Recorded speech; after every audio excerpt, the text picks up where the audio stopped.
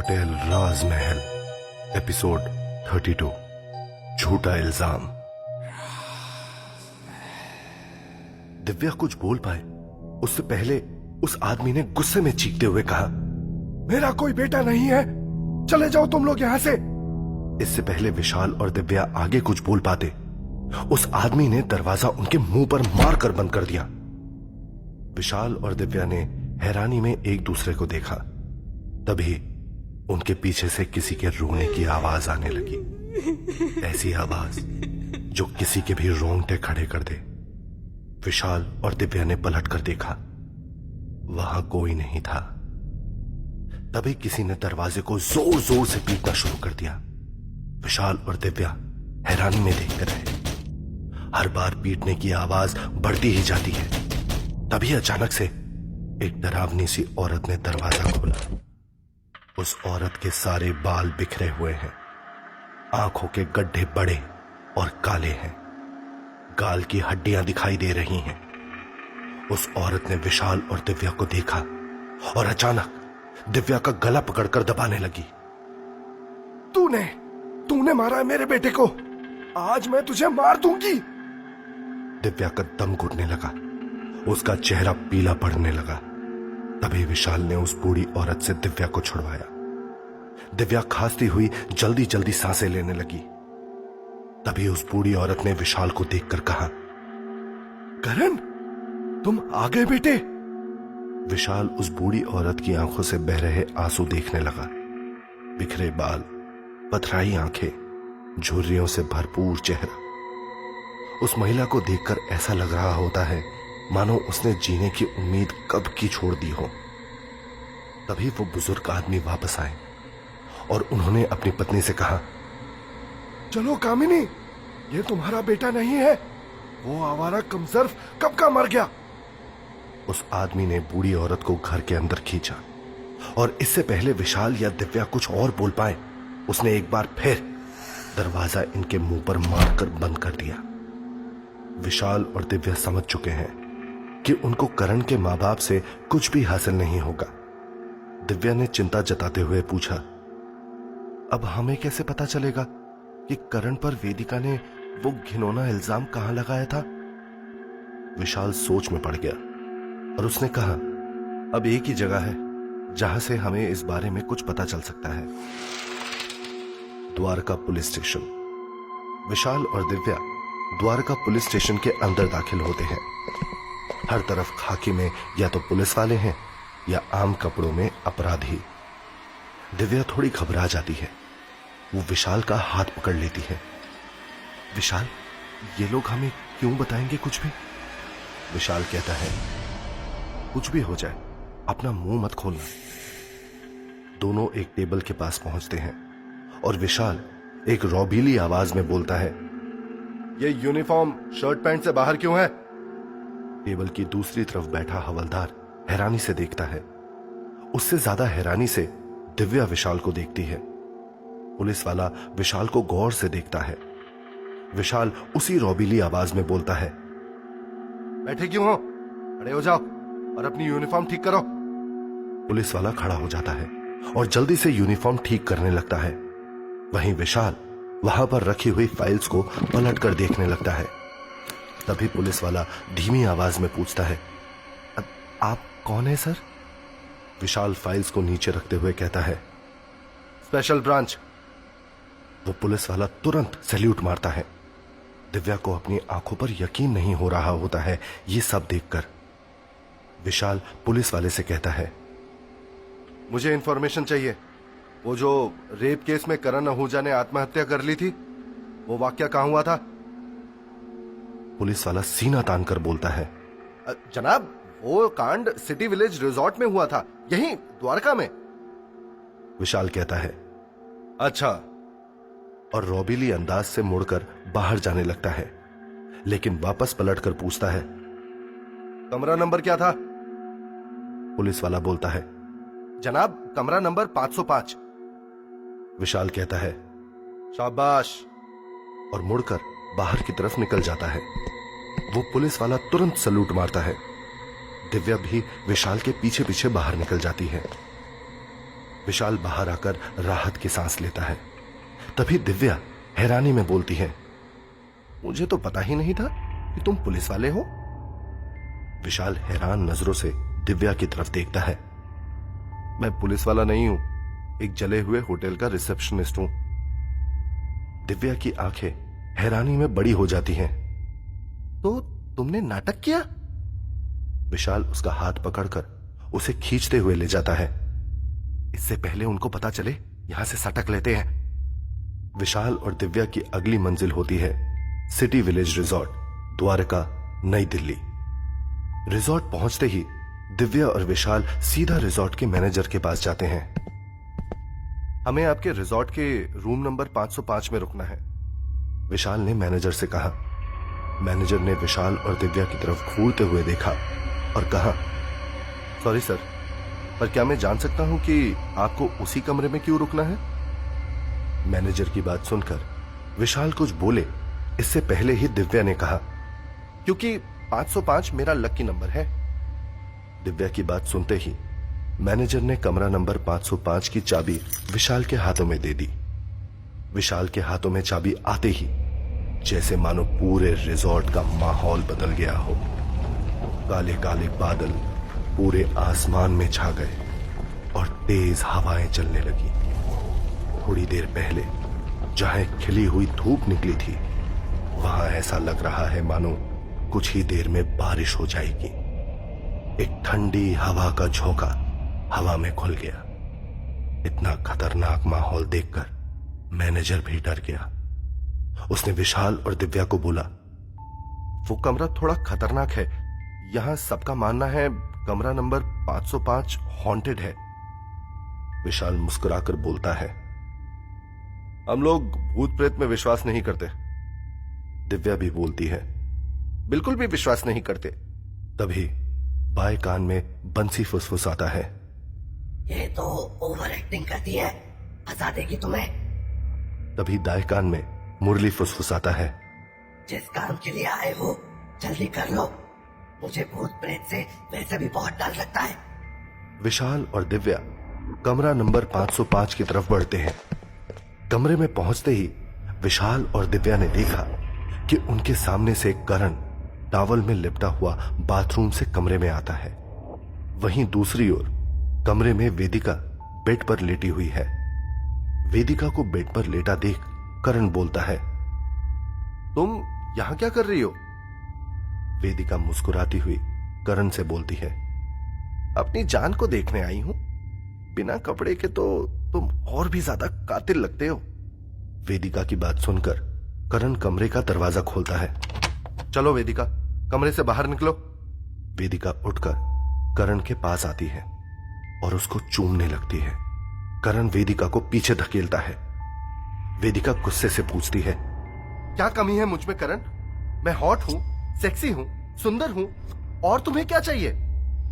करण उसे समझाते हुए कहता है, आई एम सॉरी वेदिका, पर तुम्हें तो पता ही है ना कि मैं ईशा से प्यार करता हूं। करण की बात सुनकर वेदिका गुस्सा हो जाती है और करण से कहती है, अगर तुम मेरे नहीं हुए ना करण, तो मैं तुम्हें किसी का नहीं होने दूंगी, और उस ईशा का तो बिल्कुल भी नहीं। इतना कहकर वेदिका जोर जोर से चिल्लाने लगती है, बचाओ बचाओ, ये लड़का मेरे साथ जबरदस्ती करने की कोशिश कर रहा है, प्लीज मुझे बचाओ। करण बिल्कुल हैरान रह जाता है, ये क्या बकवास कर रही हो तुम वेदिका? निकलो मेरे कमरे से। वेदिका और गुस्से से अपने कपड़े फाड़ने लगती है और चिल्लाती है, हेल्प, कोई मेरी हेल्प करो। वो करण को खुद की तरफ खींच लेती है। वहीं खड़े ये सब देख रहे दिव्या और विशाल वेदिका की चालबाजी देखकर हैरान रह जाते हैं। दिव्या विशाल से कहती है, इस छोटी लड़की के कारण ये बेचारा लड़का कितना बुरा फंस गया। वहीं दूसरी ओर वेदिका करण के नाखूनों को अपने हाथों पर कसकर रगड़ती है, जिससे उसकी चमड़ी उधड़ जाती है, खून निकलने लगता है, और उसके इस तरह चिल्लाने से रिजॉर्ट का सारा स्टाफ अंदर कमरे में आ जाता है। सिक्योरिटी वाले करण को खींचकर बाहर ले जाते हैं और वेदिका वहां पर मौजूद महिला स्टाफ के सामने रोने का नाटक करती है। कुछ देर में पुलिस वहां पहुंचती है। करण अपनी सफाई में खुद को सही साबित करने की बहुत कोशिश करता है। करण कहता है, ये लड़की झूठ बोल रही है, मैंने इसके साथ कुछ नहीं किया, ये खुद उल्टा मेरे कमरे में घुस आई थी, मैं बेगुनाह हूं। लेकिन अफसोस कि कोई भी करण की बात पर यकीन नहीं करता। विशाल और दिव्या ने देखा कि किस तरह सभी लोगों ने करण को वेदिका के रेप के झूठे आरोप में फंसाकर जेल भेज दिया।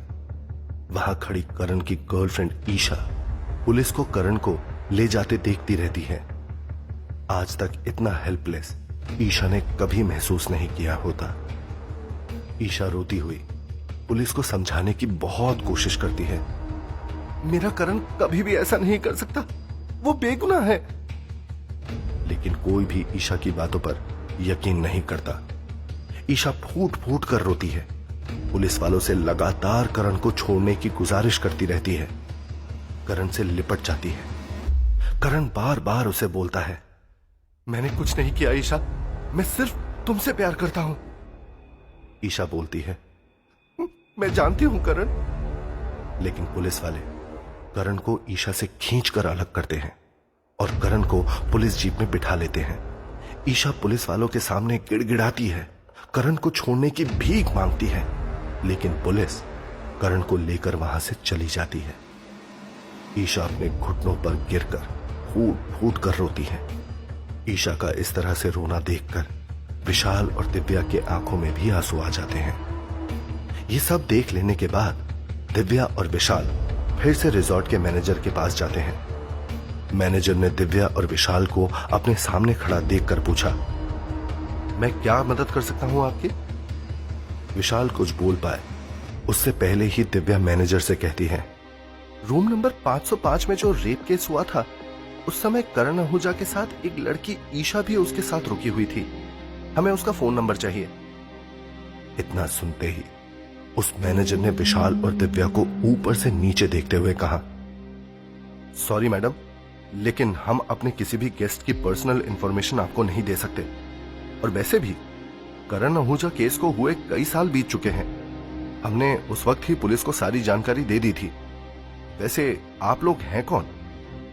विशाल कुछ बोल पाए इससे पहले ही दिव्या ने कहा, हम स्पेशल ब्रांच मुंबई से आए हैं, हमें इस रेप केस की तहकीकात करने के लिए यहां भेजा गया है। अगर तुमने हमारी मदद नहीं की, मजबूरन हमें तुम्हारे खिलाफ कानूनी कार्यवाही करनी पड़ेगी। ये सुनते ही मैनेजर के चेहरे की हवाइयां उड़ने लगी और वो तुरंत ही बोला, सॉरी मैडम, सॉरी सर, मुझे बस 1 मिनट दीजिए, मैं अभी आपको उस लड़की का नंबर देता हूं। कुछ देर बाद मैनेजर ने ईशा का फोन नंबर कंप्यूटर से निकालकर दिव्या और विशाल को दे दिया। विशाल और दिव्या रिजॉर्ट से बाहर आकर तुरंत ईशा को फोन करते हैं। विशाल बोलता है, हेलो ईशा, क्या हम आपसे मिल सकते हैं?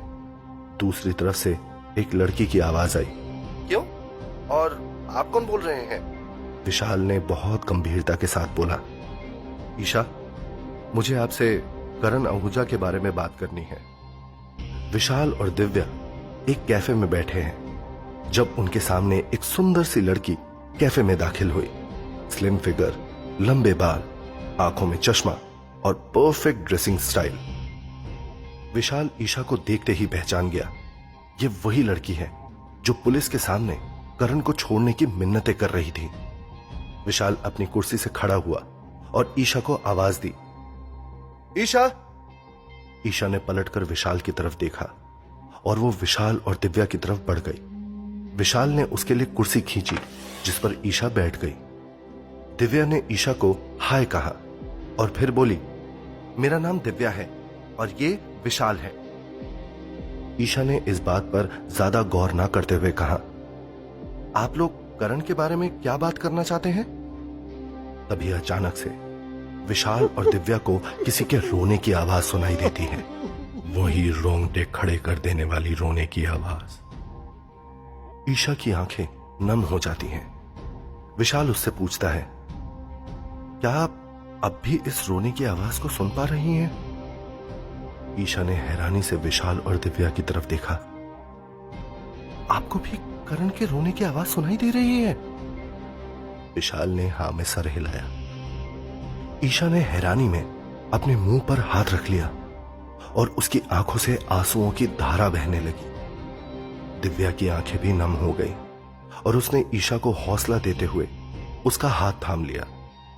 ईशा ने टिश्यू पेपर से अपने आंसू पोंछे और भरे गले से बोली, मैं ठीक हूं।